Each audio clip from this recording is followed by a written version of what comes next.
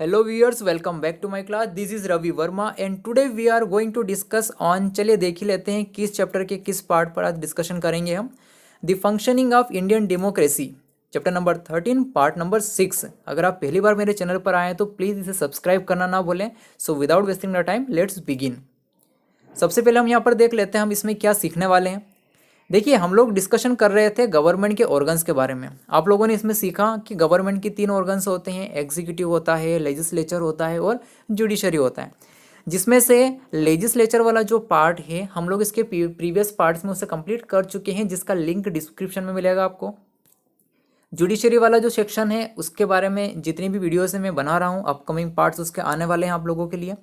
इस वाले पार्ट में हम डिस्कशन करने वाले हैं एग्जीक्यूटिव्स के बारे में और उनकी पावर्स के बारे में। तो चलिए शुरू करते हैं। देखिए एग्जीक्यूटिव क्या होता है, गवर्नमेंट के जैसे कि 3 ऑर्गन होते हैं, ठीक है। उन सब में से सबसे ज़्यादा इंपॉर्टेंट अगर कोई लगता है तो वो है एग्जीक्यूटिव, क्योंकि सारे ऑर्गन्स को सही तरीके से फंक्शनिंग करने के लिए, ठीक है, यही ऑर्गन मेनली काम आता है। तो the executive is another important organ of the government for efficient functioning of all the organs. देखिए यहाँ पर ये खुद बोल रहा है कि सारे ऑर्गन्स की इफिशियंट फंक्शनिंग के लिए जो ऑर्गन काम आता है वो कौन सा होता है, एग्जीक्यूटिव होता है, ठीक है। It is the executive which is responsible. Responsible क्या होता है, सॉरी एग्जीक्यूटिव क्या होता है इसके लिए, रेस्पॉन्सिबल रहता है।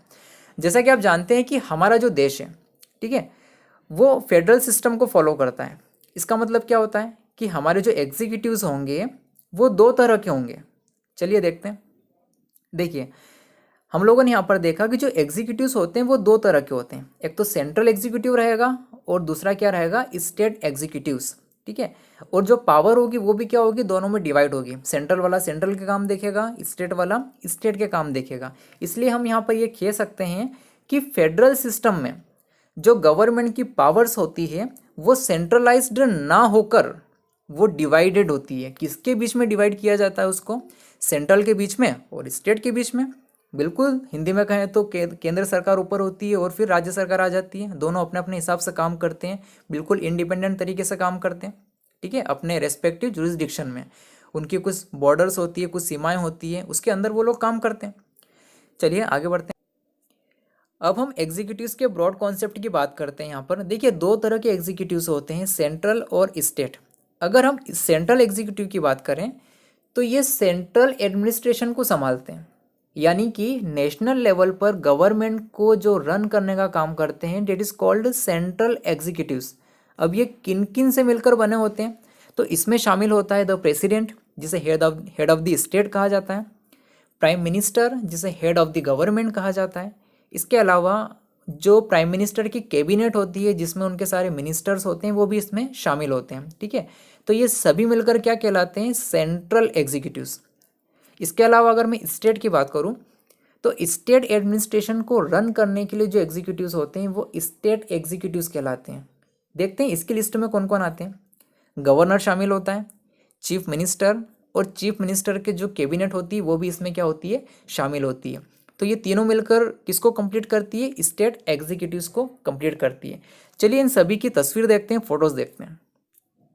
सेंट्रल लेवल पर बात करते हैं। पहले प्रेसिडेंट, प्राइम मिनिस्टर और उसकी कैबिनेट को देखते हैं अभी फिलहाल कौन है।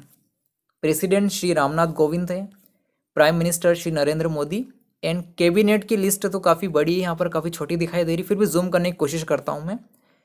ये प्राइम मिनिस्टर है और ये नीचे पूरी उनकी कैबिनेट यहाँ पर दे रखी है, ठीक है। आप चाहें तो ऑफिशियल वेबसाइट पर india.government.in पर जाकर भी विजिट कर सकते हैं, इसके बारे में पूरी लिस्ट आपको वहाँ पे दिखाई देगी। तो ये तो हो गए आपके सेंट्रल एग्जीक्यूटिव्स, ठीक है। अब बात करते हैं हम स्टेट एग्जीक्यूटिव्स की, उन्हें भी देख लेते हैं कौन कौन है वे। द गवर्नर, चीफ मिनिस्टर और कैबिनेट ऑफ मिनिस्टर्स। तो फिलहाल गवर्नर कौन है, श्रीमती आनंदीबेन पटेल। मैंने मध्य प्रदेश का एग्जाम्पल यहाँ पर लिया है।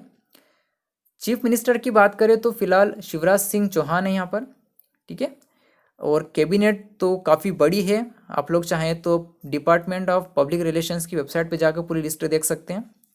तो व्यूअर्स अभी तक आप लोगों ने सीखा कि सेंट्रल एग्जीक्यूटिव्स कौन है और फिलहाल कौन कौन अपनी पोस्ट पर है। स्टेट एग्जीक्यूटिव्स के बारे में हम लोगों ने इसी तरह से जाना। इसके अलावा वन मोर थिंग वी सी, हमें यहाँ पर एक चीज़ और देखना है जो कि आपकी एमपी बोर्ड की बुक कहती है कि भैया आप देश के पहले प्रेसिडेंट के बारे में भी जान लो और देश के पहले प्राइम मिनिस्टर के बारे में भी जान लो कि वो कौन थे। तो चलिए देख लेते हैं। हमारे देश के सबसे पहले प्रेसिडेंट थे डॉक्टर राजेंद्र प्रसाद, जिनके बारे में आपको यहाँ सामने दिखाई दे रहा है। और हमारे देश के जो पहले प्राइम मिनिस्टर थे डेट इज़ जवाहरलाल नेहरू। ठीक है, तो इनकी जो डिटेल्स आपको सामने दिखाई दे रही, आराम से बैठ के पढ़िएगा। हम लोग आगे बढ़ते हैं। अब हम यहाँ पर प्रेसिडेंट के बारे में जानेंगे। ठीक है, देखिए प्रेसिडेंट कौन होता है, आप या हम तो उसे वोट देते नहीं हैं, तो फिर ये आते कहाँ से हैं। तो सबसे पहले हम यहाँ पर जान लेते हैं कि इनका इलेक्शन कैसे होता है। ठीक है, what kind of procedure they have to follow.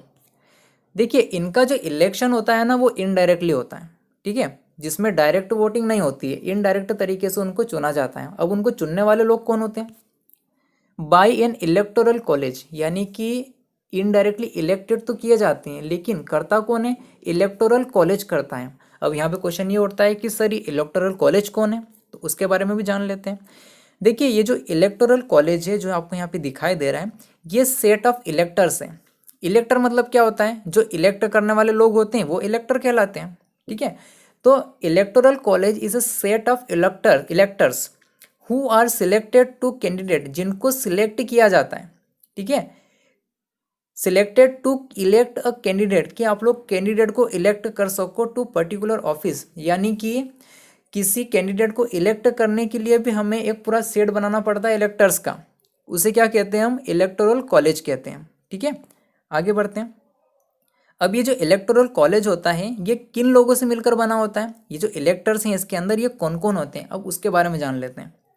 देखिए elected members of the both house of the parliament, यानी कि पार्लियामेंट के जो दोनों हाउस होते हैं ना, राज्यसभा और लोकसभा, ठीक है, उनके जो मेंबर्स होते हैं वो भी इसमें शामिल होते हैं। इसके अलावा the elected members of the legislative assembly of the state, यानी कि राज्यों की जो विधानसभाएं होती है, ठीक है, उसमें जो मेंबर्स होते हैं जिन्हें हम इलेक्ट करके वहाँ पर भेजते हैं, जो विधानसभा के चुनाव होते हैं हम उन्हें वोट डालकर वहाँ पहुँचाते हैं। इसके अलावा पार्लियामेंट के हाउस, राज्यसभा और लोकसभा के जो मेंबर्स होते हैं ये लोग मिलकर किसको कंप्लीट करते हैं, इलेक्टोरल कॉलेज को कंप्लीट करते हैं। फिर ये लोग इनडायरेक्टली क्या करते हैं, यहाँ पे इसे इलेक्ट करने का काम करते हैं। ठीक है, तो हम लोगों ने यहाँ पर सीखा कि प्रेसिडेंट का इलेक्शन कैसे होता है। इसके अलावा हम यहाँ पर देखेंगे कि प्रेसिडेंट की पोस्ट पर जाने के लिए किन क्वालिफिकेशंस का होना जरूरी है। ठीक है, ये तो बहुत अच्छी बात है, चलिए देख लेते हैं। सबसे पहला तो वो भारत का नागरिक होना चाहिए, अमेरिका का नहीं चलेगा या किसी और कंट्री का नहीं चलेगा, he must be the citizen of India. इसके अलावा उसकी जो उम्र है ना वो 35 या उसके ऊपर होना जरूरी है। ठीक है, should have qualification to become member of parliament, देखिए उसके पास में वो सारी योग्यताएं होना जरूरी है। ठीक है, जो मेंबर ऑफ पार्लियामेंट बनने के लिए जरूरी होती है। अब मेंबर ऑफ पार्लियामेंट कौन, जो राज्यसभा और लोकसभा के सदस्य होते हैं वो मेंबर ऑफ पार्लियामेंट कहलाते हैं। ठीक है, तो वो बनने के लिए जो क्वालिफिकेशन चाहिए वही क्वालिफिकेशन उसके पास में होना जरूरी है। ठीक है, तभी वो क्या बन सकता है, प्रेसिडेंट बन सकता है।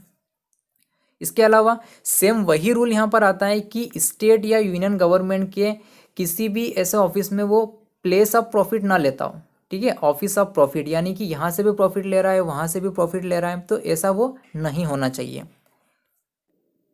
Now power of the president की अगर हम बात करें यहाँ पर, तो अकॉर्डिंग टू द कॉन्स्टिट्यूशन अगर हम बात करें तो all the powers of the central executives vest in the president, यानी कि जितने भी सेंट्रल एग्जीक्यूटिव्स होते हैं उनके पास में जितनी भी पावर होती है वो किस में वेस्ट होती है, वो प्रेसिडेंट में वेस्ट होती है, इसमें निहित होती है।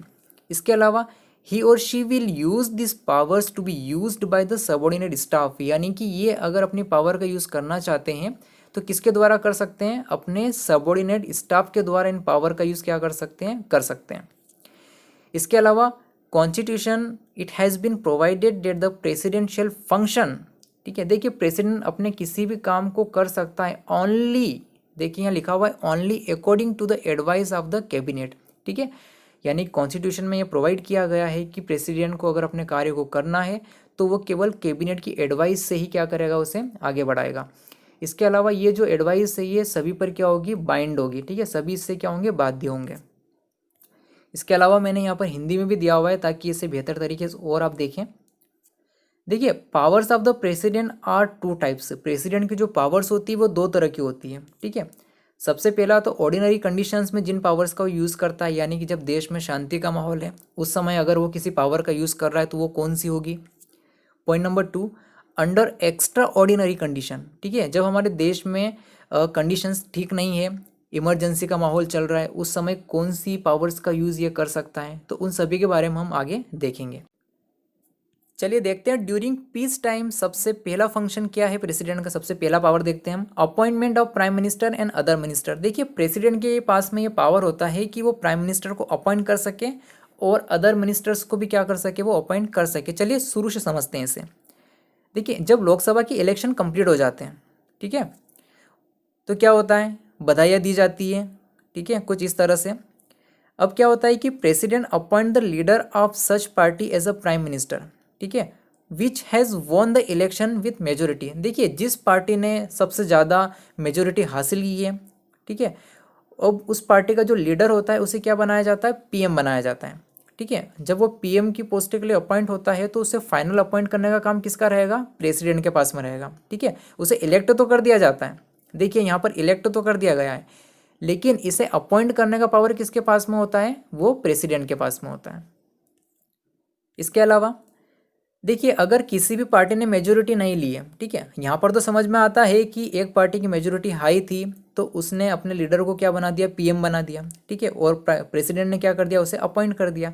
अगर इन केस अगर किसी भी पार्टी की मेजोरिटी नहीं आती तो फिर सरकार ही नहीं बनेगी, ठीक है। तो उस कंडीशन में पीएम कौन, तो देखिए if any one party has not secured majority, अगर कोई भी पार्टी अपनी मेजोरिटी सिक्योर नहीं कर पाती है तो प्रेसिडेंट के पास में ये पावर है कि वो अपनी स्वेच्छा से अपने जो भी उसे पसंद होता है, ठीक है, उस पर्सन को एज अ प्राइम मिनिस्टर क्या कर सकता है, वो अपॉइंट कर सकता है, ठीक है। लेकिन ये किस कंडीशन में होता है, देखिए अब यहाँ तो कह दिया कि प्रेसिडेंट को जो व्यक्ति पसंद है वो उसे पीएम बना देगा, ठीक है, लेकिन उसे पहले ये देखना पड़ेगा कि मैं जिस व्यक्ति को पीएम बनाने जा रहा हूँ क्या वो स्टेबल गवर्नमेंट बना सकता है, ठीक है। उसके बाद में हाउसेस से वोट ऑफ कॉन्फिडेंस भी उसे लेना पड़ेगा, ठीक है, मतलब कि हाउस में जितने भी मेंबर्स हैं उनमें उनको भी ये विश्वास होना चाहिए कि प्रेसिडेंट ने जिसका नाम दिया है क्या वो पर्सन वाकई में लायक है इसके। अगर ये विश्वास के वोट आ जाते हैं, वोट ऑफ कॉन्फिडेंस ऑब्टेन हो जाते हैं, तो फिर वो पीएम क्या हो जाएगा, प्रेसिडेंट के द्वारा अपॉइंट हो जाएगा। आई होप ये पॉइंट आपको यहाँ पे समझ में आया होगा। अब यहाँ पर क्या है, प्रेसिडेंट चाहे तो अदर मिनिस्टर्स को भी क्या कर सकता है, अपॉइंट कर सकता है, लेकिन वो पीएम की एडवाइस पर उन्हें अपॉइंट करेगा। जैसे कि पर्टिकुलर किसी ए नाम के पर्सन को मुझे हेल्थ डिपार्टमेंट देना है, ठीक है, तो प्रेसिडेंट पहले पीएम से एडवाइस लेगा, फिर उस मिनिस्टर को हेल्थ मिनिस्टर क्या कर देगा, बना देगा, ठीक है। तो यहाँ पर हम लोगों ने सीखा है कि प्राइम मिनिस्टर का अपॉइंटमेंट और अदर मिनिस्टर का अपॉइंटमेंट कौन करता है, प्रेसिडेंट करता है। अब यहाँ पर देखेंगे नंबर 2, वर्क रिलेटिंग अपॉइंटमेंट्स। देखिए द प्रेसिडेंट अपॉइंट्स, इसके अलावा देखिए हम लोगों ने अभी सीखा कि वो पीएम और मिनिस्टर्स को क्या करता है, अपॉइंट करता है। इसके अलावा वो कुछ ऑफिशियल्स को भी क्या कर सकता है, अपॉइंट कर सकता है। जैसे कि राज्यों के जो गवर्नर होते हैं, ठीक है, जैसे कि एमपी का गवर्नर होता है, राज्यपाल कहते हैं, तो इनको अपॉइंट करने का काम भी किसका होता है, प्रेसिडेंट का होता है। इसके अलावा ambassadors of for foreign countries के लिए जो एम्बेसिडर होते हैं उनको भी अपॉइंट करता है ये। इसके अलावा ऐसे काफ़ी सारे ऑफिशियल्स होते हैं जिनको अपॉइंट करने का काम किसके पास में होता है, हमारे प्रेसिडेंट के पास में होता है। अब यहाँ पर क्या कहता है वो कि the president make appointments only. देखिए प्रेसिडेंट इन सभी का अपॉइंटमेंट कब कर सकता है, जब वो प्राइम मिनिस्टर और उसकी काउंसिल की क्या कर ले, वो एडवाइस ले ले, ठीक है। बिना उनकी एडवाइस के प्रेसिडेंट इस वाले पावर को भी यूज़ नहीं कर पाता है। अब नंबर 3 पर आता है लेजिस्लेटिव पावर्स, ठीक है, यानी कि लीगली कानून से संबंधित कौन सी पावर उसके पास में होती है। तो देखिए to summon the parliament to hold a session, to adjourn and dissolve. President चाहे तो पार्लियामेंट के सेशन को होल्ड पर रखने के लिए भी समन जारी कर सकता है, उसको स्थगित करने के लिए भी और उसको डिसॉल्व करने के लिए भी, ठीक है। तो ये तीनों चीज़ें किसके हाथ में, प्रेसिडेंट के हाथ में। इसके अलावा अगर प्रेसिडेंट चाहे तो पार्लियामेंट के दोनों हाउसेस की कंबाइन सेशन भी वो ले सकता है, ठीक है, यानी कि राज्यसभा लोकसभा दोनों है और वहाँ पर वो अपना भाषण दे रहा है, ये भी हो सकता है, ये प्रेसिडेंट के पास में पावर है। इसके अलावा after every general election thereafter every year, ठीक है, हर जनरल इलेक्शन के बाद में भी वो एड्रेस कर सकता है, या फिर हर साल भी क्या कर सकता है, वो एड्रेस उन्हें कर सकता है, यानी कि वहाँ पे वो भाषण दे सकता है। इसके अलावा जो 12 मेंबर्स होते हैं काउंसिल ऑफ स्टेट्स के, उनको नॉमिनेट करने का भी पावर इसके पास में होता है। और ये जो 12 मेंबर होते हैं काफ़ी इंटेलिजेंट होते हैं उनकी फील्ड के, quality in the field of art, literature और म्यूजिक, ठीक है। इन सभी की योग्यता इन 12 मेंबर्स में होती है। और इनको नॉमिनेट करने का जो काम है वो किसके पास में होता है, प्रेसिडेंट के पास में होता है।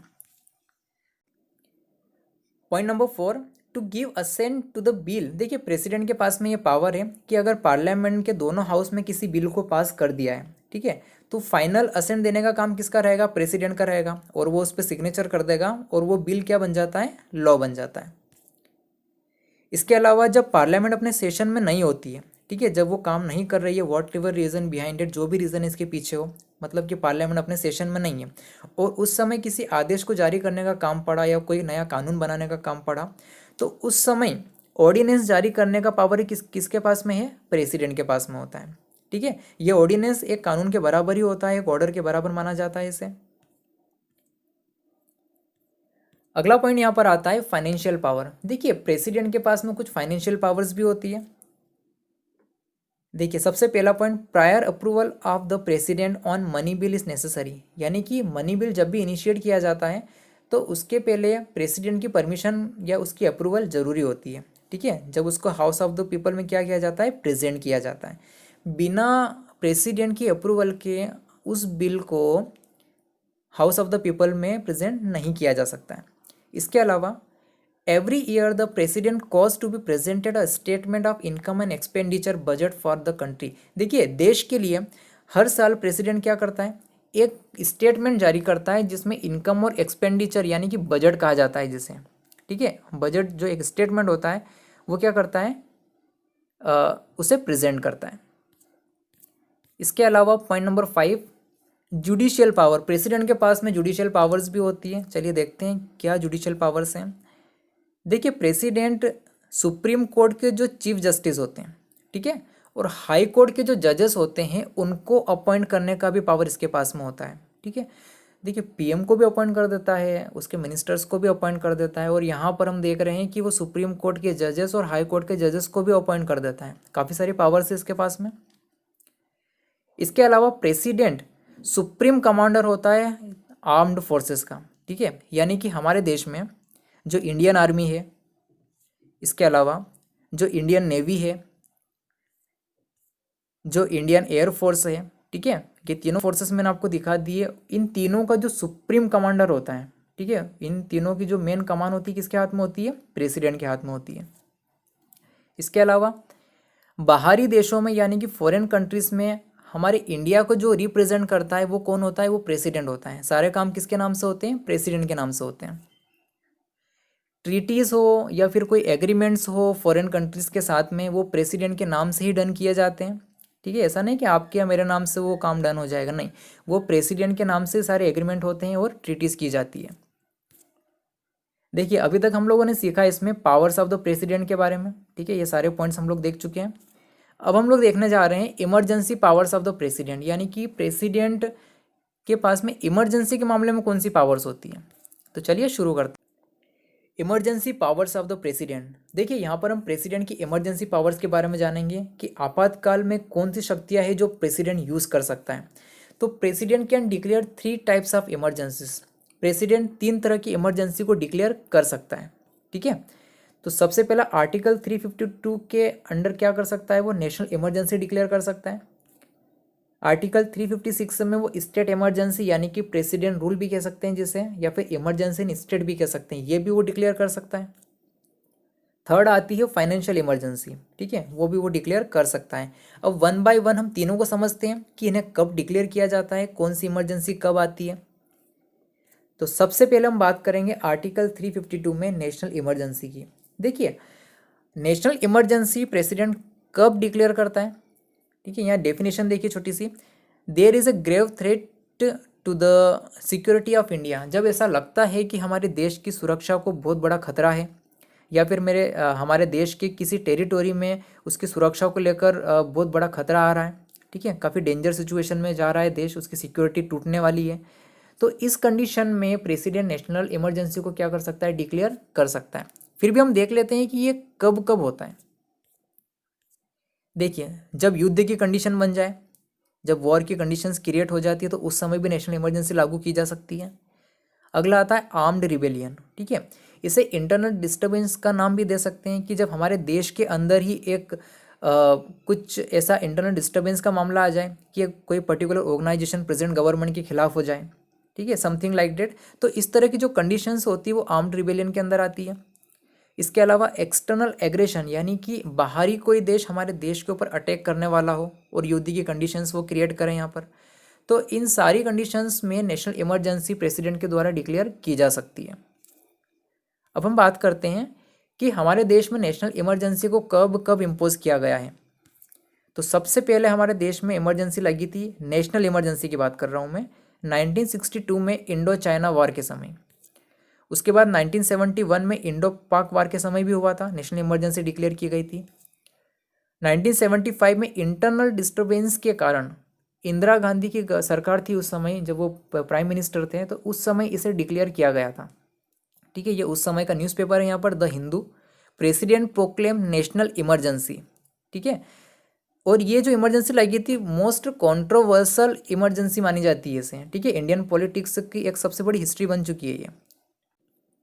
यहाँ पर कुछ पॉइंट और ध्यान देने वाले हैं। देखिए, नेशनल इमरजेंसी में क्या होता है। ठीक है, प्रेसिडेंट इसे डिक्लेयर कैसे करता है, return request from cabinet, cabinet की रिटर्न रिक्वेस्ट होती है और यहाँ पर अप्रूवल भी लगता है पार्लियामेंट का। ठीक है, जब डिक्लेरेशन होता है तो उसके 1 महीने के अंदर पार्लियामेंट का अप्रूवल चाहिए, वो भी स्पेशल मेजोरिटी के साथ में। कौन सा स्पेशल, 2/3 मेजोरिटी भी लगती है। इसके अलावा जो 50% of total membership of that house वो भी यहाँ पर लगती है। ठीक है, तो क्या क्या हो जाता है, ये स्पेशल अप्रूवल हो जाता है। इसके अलावा इससे इम्पोज प्रेसिडेंट कितने महीने के लिए करेगा, 6 मंथ के लिए। ठीक है, आपको यहाँ पे दिख रहा होगा, can be imposed for 6 month. अगर इसे 6 महीनों से ज़्यादा के लिए और एक्सटेंड करना है, बढ़ाना है, तो बिल्कुल पॉसिबल है। ठीक है, अनिश्चित काल के लिए भी ये बढ़ाया जा सकता है, इंडेफिनिट पीरियड के लिए। लेकिन उसके लिए भी क्या लगेगी, रिपीटेड परमिशन लगेगी, अप्रूवल लगेगी पार्लियामेंट की एवरी 6 मंथ में। ठीक है, तो हम लोगों ने यहाँ पे कुछ पॉइंट्स देखे हैं इसके। हम लोगों ने देखा है कि कितनी बार इमरजेंसी डिक्लेयर की गई है। अब अगला पॉइंट यहाँ पर आता है कि ड्यूरिंग द नेशनल इमरजेंसी क्या क्या होता है। हमारे जो फंडामेंटल राइट्स होते हैं वो क्या हो जाते हैं, सस्पेंड हो जाते हैं। इसके अलावा right to liberty and personal liberty not be suspend, इसे सस्पेंड नहीं किया जाता। क्यों, क्योंकि ये आर्टिकल 21 ऑफ द कॉन्स्टिट्यूशन है। अब बात करते हैं स्टेट इमरजेंसी की, यानी कि प्रेसिडेंट कब स्टेट में इमरजेंसी अप्लाई कर सकता है, क्या कारण है उसका। देखिए, ये सारी इंडियन स्टेट्स आपको यहाँ पे दिखाई दे रही है। जब प्रेसिडेंट को ऐसा लगता है या फिर वो सेटिस्फाई हो जाता है या फिर देश का गवर्नर एक रिपोर्ट देता है प्रेसिडेंट को कि कोई Indian state constitution of India के प्रोविजंस के अकॉर्डिंग अपना काम नहीं कर रही है। आई रिपीट, गवर्नर की रिपोर्ट जब प्रेसिडेंट के पास में जाती है और प्रेसिडेंट को ऐसा लगता है, वाकई में वो सेटिस्फाई हो जाता है कि पर्टिकुलर कोई स्टेट कॉन्स्टिट्यूशनल प्रोविज़न के अकॉर्डिंग अपना वर्क कैरिड नहीं कर रही है। ठीक है, तो प्रेसिडेंट क्या कर सकता है, वहाँ पर स्टेट इमरजेंसी को लागू कर सकता है और उस पर्टिकुलर स्टेट में कौन सा रूल चलेगा, प्रेसिडेंट रूल चलेगा। ठीक है, इमरजेंसी इन स्टेट कहलाती है आर्टिकल 356 के अंडर। इसके अलावा इसका अप्रूवल भी 2 महीने के अंदर चाहिए। ठीक है, जैसे ही प्रेसिडेंट ने डिक्लेयर करा कि स्टेट इमरजेंसी है, तो डिक्लेरेशन के 2 महीनों के अंदर पार्लियामेंट की अनुमति उस पर चाहिए। ठीक है, अप्रूवल। इसे 6 महीने के लिए इम्पोज किया जा सकता है और मैक्सिमम 3 सालों के लिए इसे इम्पोज किया जा सकता है। ठीक है, it is called state emergency. ये आपकी बुक का स्क्रीनशॉट यहाँ पर है। इसमें स्टेट के बारे में एक लाइन बहुत अच्छी दी हुई थी यहाँ पर, कहाँ गई, ये रही, देखिए, during this period complete and partial administration of the state comes in the hands of the president. यानी कि इस कंडीशन में जितना भी एडमिनिस्ट्रेशन पावर है वो किसके हाथ में आएगा, प्रेसिडेंट के हाथ में आ जाएगा। और प्रेसिडेंट चाहे ही और शी में डेलीगेट द पावर, प्रेसिडेंट अगर चाहे तो ये पावर गवर्नर को भी वो डेलीगेट कर सकता है। ठीक है, इसके अलावा during such period the power of the framing law vest in the parliament. यानी कि इस कंडीशंस में स्टेट के लिए अगर कोई लॉ बनाना हो तो उसकी पावर भी किसके पास में आ जाएगी, पार्लियामेंट के पास में आ जाएगी। चलिए, अब आता है आपके सामने यहाँ पर फाइनेंशियल इमरजेंसी। ये कब होती है, आर्टिकल 360 के अकॉर्डिंग। ठीक है, देखिए यहाँ पर क्या है कि अगर प्रेसिडेंट इससे सेटिस्फाई हो जाता है कि पर्टिकुलर किसी स्टेट में या फिर देश के किसी हिस्से में, ठीक है, फाइनेंशियल कंडीशन बहुत ज़्यादा बिगड़ चुकी है, ठीक है, फाइनेंशियल स्टेबिलिटी को खतरा है, क्रेडिट ऑफ इंडिया को खतरा है, या फिर any part of the territory there is threatened, उसको नुकसान पहुंचा है, ठीक है, तो प्रेसिडेंट क्या कर सकता है, फाइनेंशियल इमरजेंसी को डिक्लेयर कर सकता है, ठीक है। अब इसकी अप्रूवल कैसे लगेगी, तो स्टेट इमरजेंसी के टाइम पे जिस तरह से अप्रूवल लिया गया था पार्लियामेंट से, वही प्रोसीजर यहाँ पर क्या होगा, फॉलो होगा।